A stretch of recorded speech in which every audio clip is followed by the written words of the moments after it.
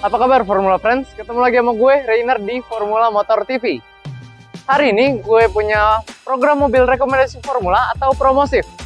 Di 2 episode promosif sebelumnya, gue sudah bahas stok Formula yang bisa dibawa pulang dengan membayar DP 20 jutaan dan stok Formula yang bisa dibawa pulang dengan DP mulai dari 30 jutaan. Seperti yang sudah kalian bisa lihat di thumbnail, pada promosif episode 3 kali ini, gue akan memberikan rekomendasi untuk mobil keluarga. Dan tentunya mobil-mobil ini masih bagus-bagus semua karena kilometernya cenderung rendah dan bahkan ada yang kilometernya baru 7.000. Pajaknya juga masih panjang-panjang, jadi nggak bakal ngerepotin kalian. Dan soal harga kalian nggak perlu khawatir karena selain Formula Motor selalu memberikan harga yang bersaing, kami juga memastikan untuk mobil-mobil ini paket kreditnya itu memiliki DP yang minim dan cicilan yang rendah. Sebelum kita lanjut, pastikan kalian untuk klik like, subscribe, dan bunyikan lonceng notifikasi agar kami lebih semangat untuk membuat konten-konten berkualitas buat kalian semua. So, tanpa basa-basi lagi, mari kita langsung cek semua mobil.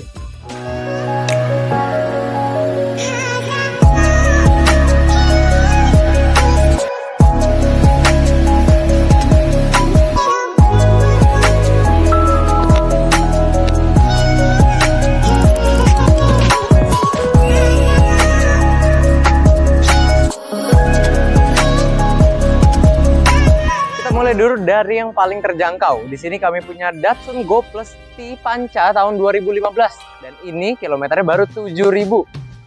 Pajaknya juga masih panjang, yaitu tahun depan Januari. Nah, mobil ini itu bertransmisi manual dan perlu kalian ketahui, mobil Datsun ini memang yang tipe favoritnya itu transmisi manual. Mungkin karena biar spare partnya dan konsumsi BBM-nya itu lebih irit kali ya. Datsun ini memang anak perusahaan Nissan yang ditujukan untuk memproduksi mobil-mobil terjangkau.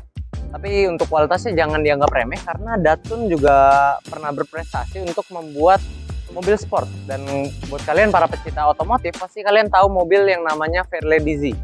Kalau di Jepang itu memang terkenal dengan nama Fairlady Z, tapi kalau untuk pasar Amerika itu terkenal dengan nama Datsun 240Z, dan itu adalah mobil yang salah satu Datsun ciptakan sebagai mobil sport yang paling laris di Amerika pada masanya. Oke, tanpa lama-lama lagi kita lihat apa yang ditawarkan mobil imut asal Jepang ini. Secara keseluruhan, tampilan mobil ini memang tampak lebih sporty dibanding LCGC lainnya. Di depan, dia menggunakan grill berbentuk heksagonal yang jarang kita temukan pada mobil sekelasnya. Penggunaan side molding pada bagian samping juga turut mempermanis tampilan mobil berkapasitas 7 penumpang ini. Pada bagian belakang, mobil ini terkesan ramai dengan lekukan pada bumper yang memperkuat kesan sporty. Dan tidak tanggung-tanggung, Datsun juga melengkapi mobil ini dengan spoiler bawaan yang membuat tampilannya semakin stylish. Tidak hanya memberikan mobil dengan tampilan yang keren, Datsun juga melengkapi mobil ini dengan fitur seperti headlamp halogen dan sensor parkir. Ibarat Datsun ini berasal dari merek Jepang yang lain, pasti varian yang lengkap seperti ini udah jadi type tertinggi ya friends. Masuk ke dalam, kalian akan disambut dengan interior yang didominasi oleh warna grey dan terlihat minimalis serta modern. Tombol-tombol yang ada di sini pun juga cuma tombol-tombol yang esensial aja ya, seperti AC, suhu, lampu hazard, dan power window. Sedangkan untuk head unitnya dia menggunakan head unit single din merek GVC yang memiliki kualitas audio yang sebenarnya nggak terlalu buruk.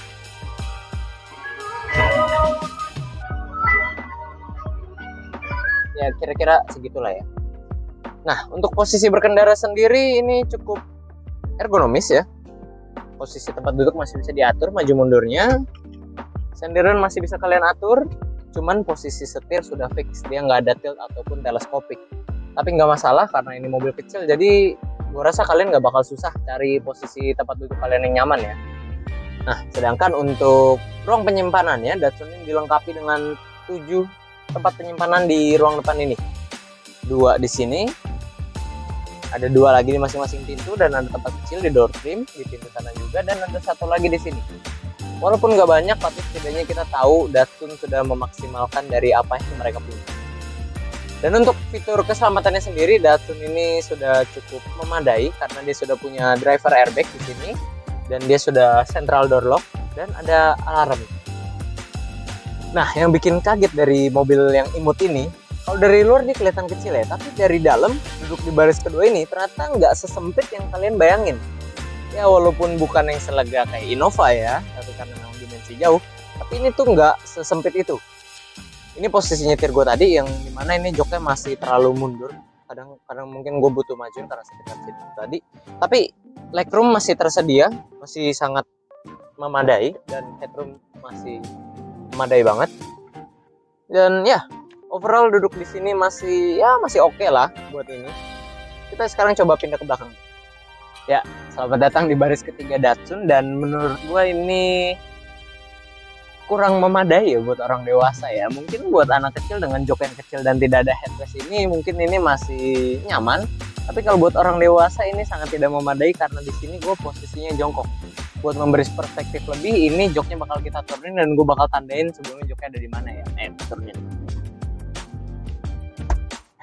Tadi joknya ada di sini dan gue posisi duduknya begini.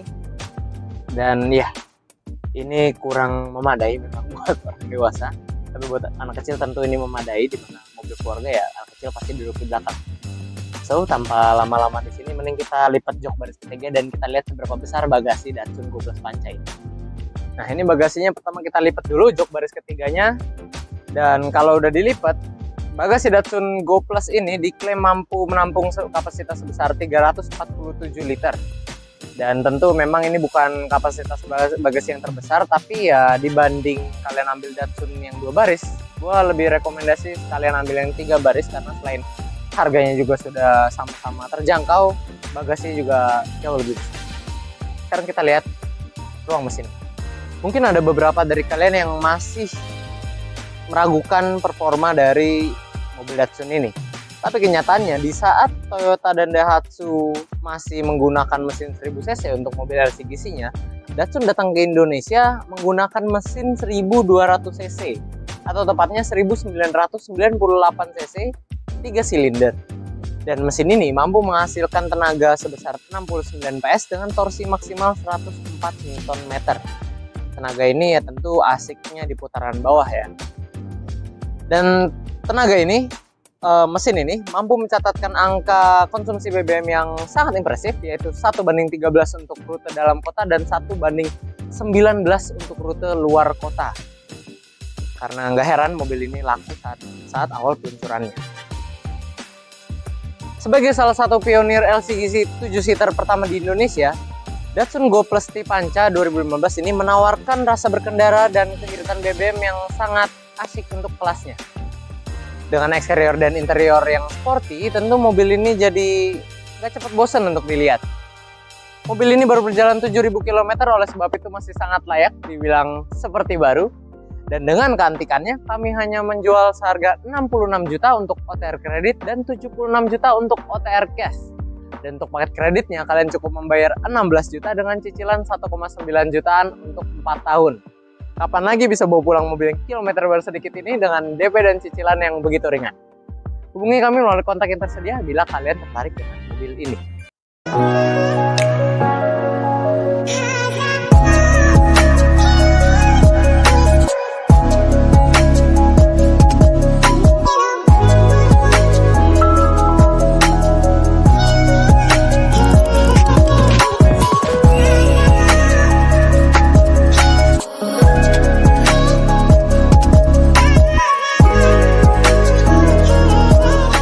Kita sudah bahas Datsun, sekarang kita bahas induk perusahaannya, yaitu Nissan. Di sini kami punya Grand Livina SV Matic tahun 2015. Berbeda dari Datsun yang lebih baik varian transmisi manual, kalau si Grand Livina ini favoritnya dia transmisi Matic. Dan kebetulan Livina kita pajaknya masih panjang, yaitu Maret 2022. Jadi mobil ini nggak bakal ngerepotin kalian soal perpajakan. Soal kondisi fisiknya sendiri gimana? Soal kondisi fisiknya tentunya masih bagus karena mobil ini sudah melewati SOP quality check kami yang video ada di sini jika kalian mau tonton. Nah, Livina ini kita tahu dia saingan langsung dengan Avanza, Xenia, Mobilio, dan R3. Tapi sebenarnya apa yang dia punya dan bisa tawarkan ke kita sebagai customer yang sedang mencari mobil keluarga? Kita lihat langsung aja. Dari luar, Grand Livina menawarkan sebuah konsep MPV yang elegan.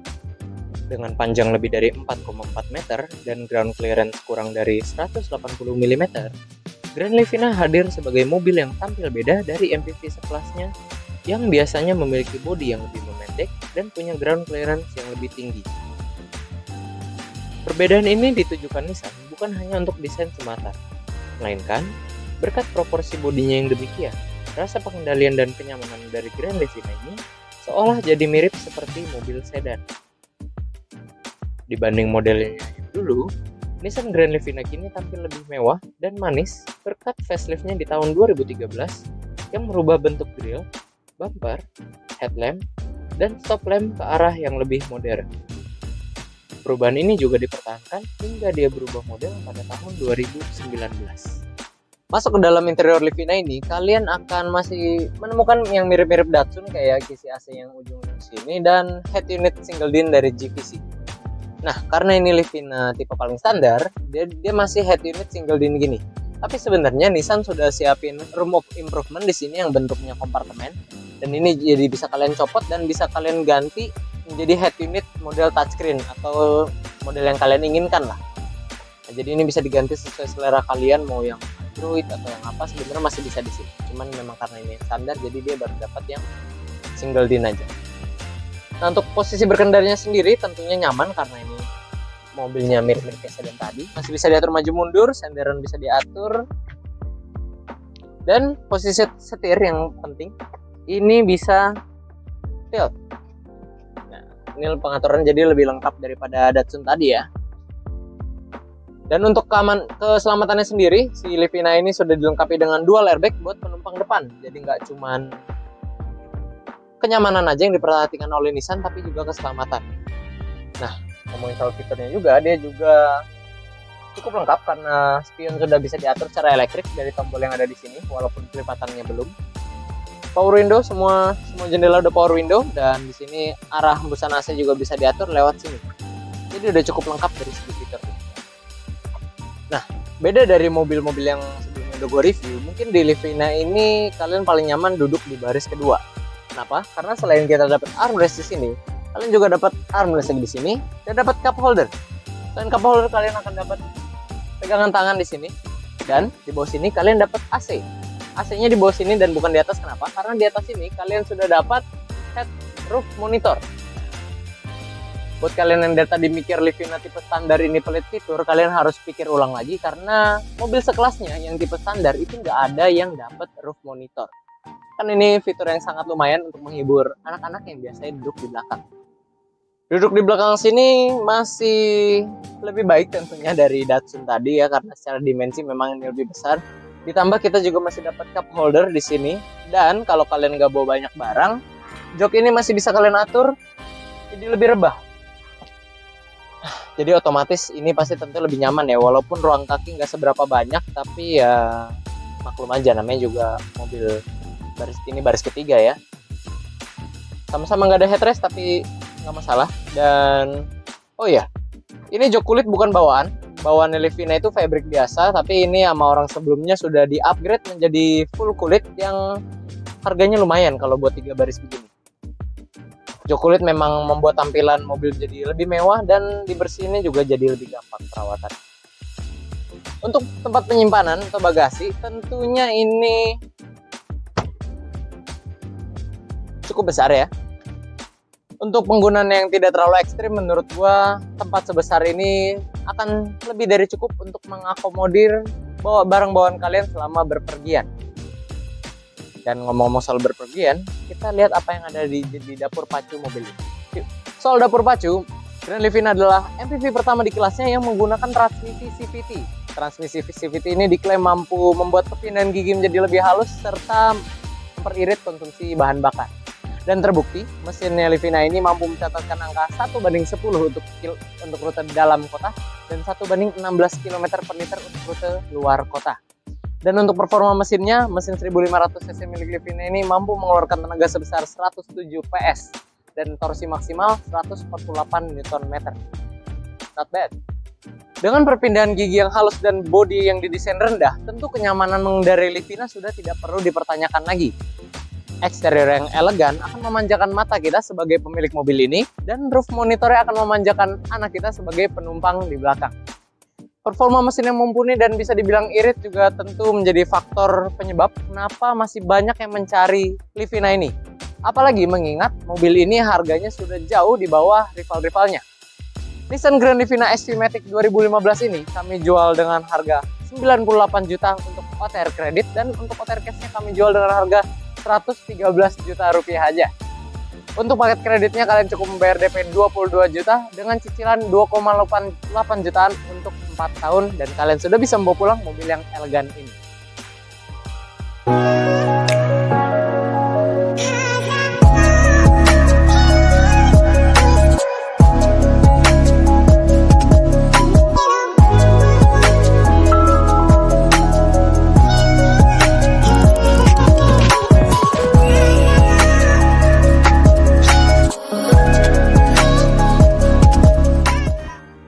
Mobil berikutnya kami punya SUV 7-seater dari Daihatsu, apalagi kalau bukan Terios. Tahu gue beda yang paling signifikan dari Terios dengan Rush ini ada di jok baris ketiganya. Kalau Daihatsu Terios dia udah pasti 3 baris tempat duduk. Kalau Toyota Rush itu dia belum tentu, itu mungkin opsional dan sepertinya ada biaya tambahan. Padahal pada dasarnya ini adalah mobil yang sama, diciptakan dari bahan-bahan yang sama, desain yang sama, dan di pabrik yang sama, yaitu di Daihatsu. Dia cuma beda emblem dan beberapa fitur aja. Mobil ini memang pada dasarnya diciptakan buat memenuhi segmen konsumen yang menginginkan mobil yang serbaguna dan bisa diajak ke medan-medan yang agak nggak karuan, seperti jalanan Indonesia yang nggak karuan. Nah, daripada lama-lama lagi, kita lihat aja SUV ini satu ini. Mobil yang pertama kali masuk ke Indonesia pada tahun 2006 ini memiliki tampilan yang tangguh dengan ukuran ban yang besar dan bodinya yang lebar. Ban serep model gantung yang ada di belakang juga turut memberikan kesan maco pada SUV asal Jepang ini. Belum lagi roof rail yang ada di atap membuat mobil ini makin kental dengan aura petualang. Untuk penerangan, Daihatsu Terios sudah menggunakan headlamp dengan teknologi projector dan sepasang fog lamp depan. Sedangkan untuk lampu rem, Terios menggunakan lampu bohlam dengan tambahan high mounted stop lamp yang diletakkan pada spoiler untuk menambah kesan sporty. Untuk memudahkan akses ke dalam, mobil yang ground clearance-nya cukup tinggi ini sudah dilengkapi dengan foot rack. Kalau kami ngomong mobil-mobil di Formula itu adalah mobil-mobil yang terbaik, sebenarnya kami nggak lagi promosi atau asal ngomong, tapi memang kami serius dengan apa yang kami omongin. Contohnya ini aja. Kami punya Daihatsu Terios TX manual tahun 2013. Mobil ini berjalan udah 113.000. Dan mungkin ada beberapa dari kalian yang kalau udah dengar mobil dengan kilometer di atas 100.000 itu kalian pasti mikirnya mobilnya udah capek. Tapi kalian harus lihat dulu Terios kami. Terios kami kondisi kulit setirnya ini teksturnya masih rapi, jelas, dan belum ada botak sedikit pun. Terus dia dashboardnya masih full mulus, nggak ada lecet sama sekali. Dan AC-nya pun masih ada lapisan plastik-plastik yang belum dicopot semenjak baru. Nah, ditambah lagi, tempat buku servisnya masih tersimpan rapi di dalam beserta buku manual lengkap, dan tempatnya pun masih rapih, putih, dan bersih. Dan yang paling gampang dilihat, sun visor masih dilapisi plastik. Semua hal ini adalah tanda bahwa mobil ini sangat dirawat oleh pemilik sebelumnya. Nah, pertanyaannya adalah, jika kalian menemukan Daihatsu Terios dengan kilometer yang jauh di bawah Terios kami, tapi kondisi interiornya aja udah gak secakep ini, apakah mobil itu benar-benar dirawat? Atau lebih parahnya lagi, apakah kilometernya asli? Beda yang paling berasa dibanding mobil-mobil yang kita udah tes tadi, ya karena ini mobil yang dimensi jauh lebih lebar dan lebih tinggi, jadi kalian akan berasa lebih lega ya duduk sini ya. Kalaupun ada emang ditujukan buat 3 orang di sini ya, kalian pasti bakal tetap berasa sempit mobil-mobil sebelumnya. Cuman memang kita belum dapet armrest di tengah sini dan cup holder ya, karena cup holdernya ada di bawah sini. Nah, kalau di atas, Daihatsu memberikan fitur kenyamanan dengan memberikan AC double blower di atas ini. Nah, jadi penumpang belakang nggak bakal kepanasan. Beda sama Livina yang kalau di atas ini dia pakai roof monitor. Nah, buat kalian jika kalian punya mobil yang 3 baris, kalian lebih milih dapat AC double blower di atas atau roof monitor? Komen di bawah ya. Sekarang kita masuk ke baris tiganya. Cukup mudah karena dia udah one touch aja, jadi kalian nggak perlu repot-repot ada dua tuas. Dan ini aksesnya cukup mudah kalau udah dilipat, karena cukup lebar juga. Sekarang kita tutup dulu joknya biar kita rasain seberapa ruang yang ada di dalam. Dan ini posisi standar, kalau mau diperbahin lagi bisa. Dan ya segini. Headroom masih cukup. Legroom udah nggak ada, tapi ini ya udah disetting cukup rebah. Kalau dia agak tegak, legroomnya masih tersedia. Dan kita nggak terlalu jongkok-jongkok banget ya, nggak kayak dua mobil sebelumnya, karena ya balik lagi dimensinya mobil ini lebih besar, jadi pasti lebih ada ruang. Masih nggak dapet headrest, tapi nggak masalah karena kalian dapat cup holder di sini. Dan selebihnya sih udah ya, nggak ada yang gimana lagi ya. Dan oh ya, mobil ini juga joknya sudah upgrade, dan ini kulit dengan material kulit, tapi bukan kulit biasa karena ini kulit jahitan dari Vision Indonesia. Dan ini adalah salah satu pembuat jok kulit terbaik di Indonesia ya. Jadi jok ini kulit ini berkualitas, bukan yang kaleng-kaleng punya. Sekarang ngomong-ngomong soal space bagasi, dia ya cukup terbatas lah ya kalau joknya belum dilipat. Tapi kalau misalnya joknya sudah kalian buka, jadi segini space bagasinya, yang lumayan lah ya buat bawa barang. Sekarang kita mending lanjut. Dapur pacu Terios ini menggunakan mesin yang sama dengan Toyota Rush, di mana mesin ini mampu menghasilkan tenaga sebesar 109 PS dengan torsi maksimal 145 Nm. Tentunya mesin ini bukan diciptakan untuk ngebut-ngebutan, karena itu bukan tujuan Terios diciptakan.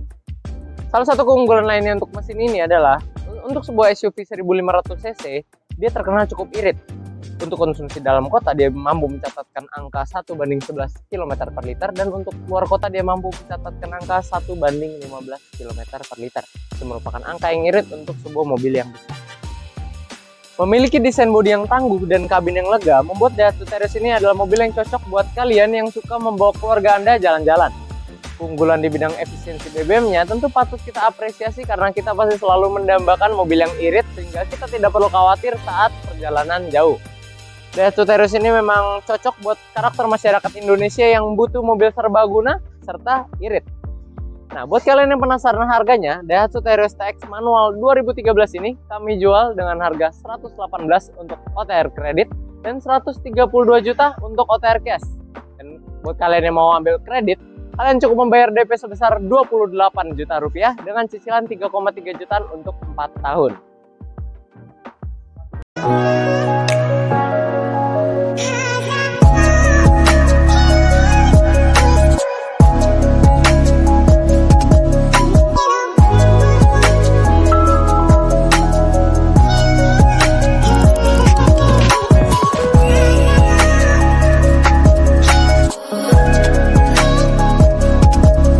Mobil terakhir kami punya Honda Freed S Matic tahun 2013.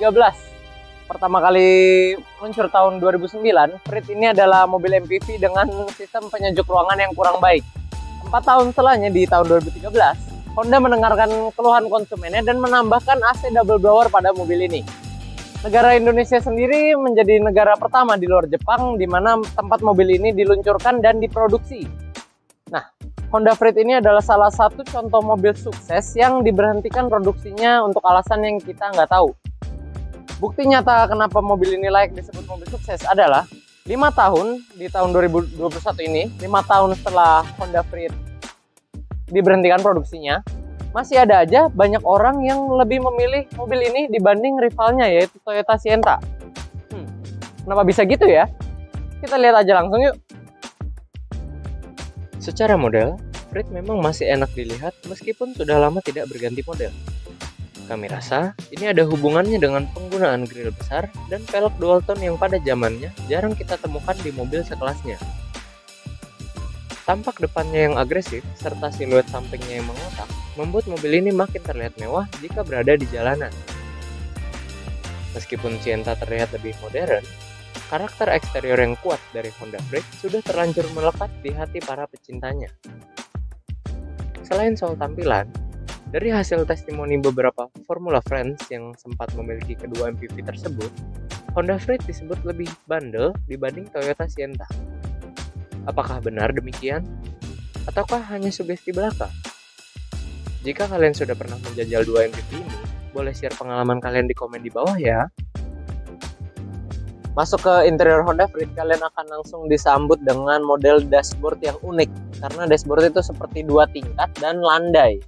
Banyak yang bilang ini cocok dijadikan meja belajar buat anak kecil karena memang bentuknya kayak meja.